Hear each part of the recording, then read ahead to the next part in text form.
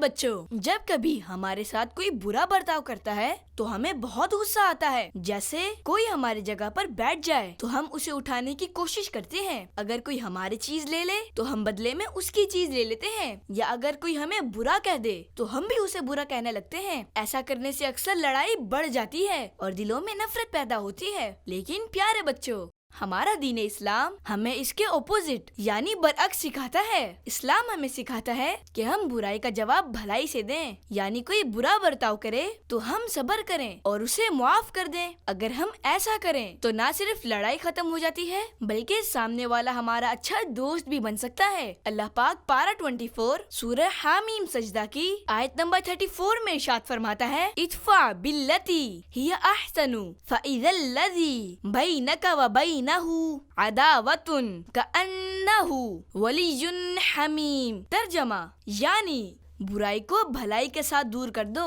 تو تمہارے اور جس شخص کے درمیان دشمنی ہوگی وہ اس وقت ایسا ہو جائے گا کہ جیسے وہ گہرا دوست ہے. پیارے بچوں، اس آیت مبارکہ میں یہ فرمایا گیا کہ تم برائی کو بھلائی کے ساتھ دور کر دو. جیسے غصے والی صورتحال میں صبر سے کام لو، اسی طرح کوئی برا سلوک کرے تو اسے معاف کر دو تو اس کا نتیجہ یہ ہوگا کہ دشمن دوستوں کی طرح محبت کرنے لگے گا. پیارے بچوں، اس آیت مبارکہ سے ہمیں بہت پیاری بات سیکھنے کو ملی کہ ہم برائی کا جواب بھلائی سے دیں اور کسی سے بھی بدلہ نہ لیں. اور پیارے بچوں، اگر ہم سب اس قرآن پاک کی آیت پر عمل کرنے لگیں تو ہماری سوسائٹی میں امن و محبت پھیل جائے گی. آ گیا رمضان، آ گیا رمضان، آ گیا